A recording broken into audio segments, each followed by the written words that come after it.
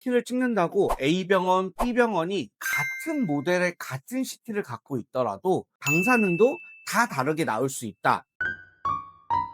메디키 안녕하세요. 저는 영상의학과 전문의 이성우입니다. PET-CT의 방사 선량하고 그다음에 같은 CT라도 방사능이 서로 다를 수 있다라는 내용을 좀 전달해 드리려고 합니다. 시작을 해 보도록 하겠습니다.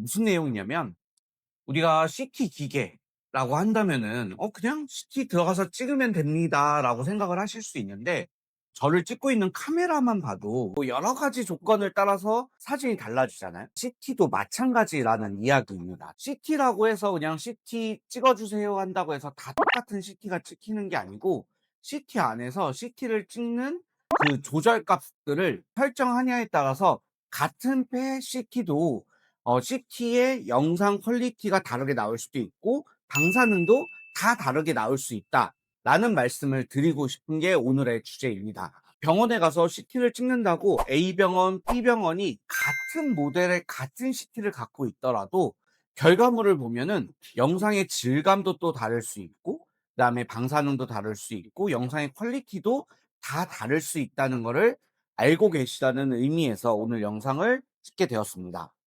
첫 번째 간단하게 PET-CT 사진을 볼게요. 저희 병원에서는 PET-CT 같은 경우에 이렇게 기본적으로 같은 PET-CT더라도 세 가지의 오더, 즉 처방명을 넣고 있습니다. 여기 보시면 첫 번째 영어로 체스트 CT 가로 열고 울트라 로우 도즈, 두 번째 체스트 LDCT, 세 번째 체스트 CT 위드아웃 이넨스먼트라는 1번, 2번, 3번 세 가지의 오더를 넣고 있는데, 첫 번째는 초저설량 PET-CT라는 오더명이고요. 두 번째는 그냥 저설량 PET-CT라는 오더명이고, 세 번째는 일반 PET-CT라는 오더명입니다. 저희가 직접 환자를 보기 때문에 환자를 보고 나서 이 환자한테 맞는 오더를 넣거든요. 그래서 첫 번째 같은 경우는 우리가 방사능에 초점을 맞춘 겁니다. 그래서 첫 번째는 아주 극소량의 방사능. 그래서 이거 같은 경우는 우리가 폐엑스레이랑 거의 동일한 만큼의 방사능만 나가는 아주 초저설량 PET-CT입니다. 그래서 이거 같은 경우는 설량이 더 중요한 사람들, 그러니까 나이가 어린 소아나 20대, 30대 이거나 아니면 어떠한 경과관찰을 위해서 CT를 자주 찍어야 되시는 분들이거나 아니면은 그냥 검진 목적에서 CT를 찍는 분들한테는 우리가 진단적 가치보다는 선량을 낮춘 게 더 중요하기 때문에 이런 분들이 CT를 찍게 될 경우는 1번에 처방을 넣게 되고요. 2번은 일반 보통 환자들한테 처방을 넣게 되고, 3번 같은 경우는 우리가 진단적 가치가 더 중요하신 분들이 있거든요. 지금 선량을 조금 더 쓰더라도 영상 퀄리티가 더 중요하신 분들한테는 3번 처방을 넣게 됩니다. 그래서 각각 환자들한테 맞는 처방을 넣게 되고, 그렇게 되면은 영상이 서로 다르게 나옵니다.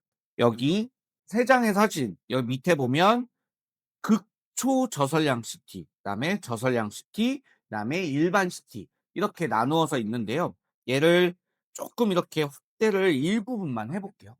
1번이 약간 더 거칠고, 두 번째가 좀 덜 거치고, 세 번째가 제일 안 거친 영상, 즉 이쪽으로 갈수록 영상이 좋다는 뜻이거든요. 이렇게 거칠지 않으면.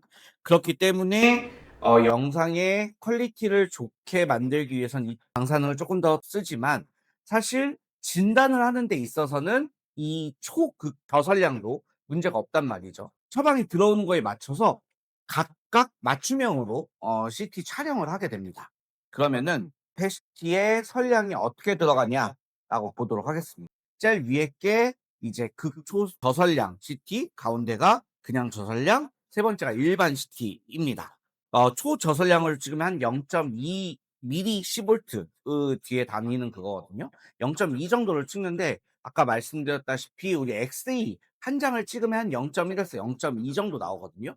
그러니까 CT를 한 번 찍었는데 엑스레이 한두 장 찍은 거랑 같은 방사선량이다라는 게 이 초극 저선량의 장점이자 아주 하이 테크닉의 CT에서 이렇게 나올 수 있다라는 걸 알고 계시면 되고요. 그다음에 밑으로 내려와서 우리가 진단적 가치를 얻어야 되는 CT 같은 경우에 약 1에서 1.5 정도 사이가 나오게 되거든요.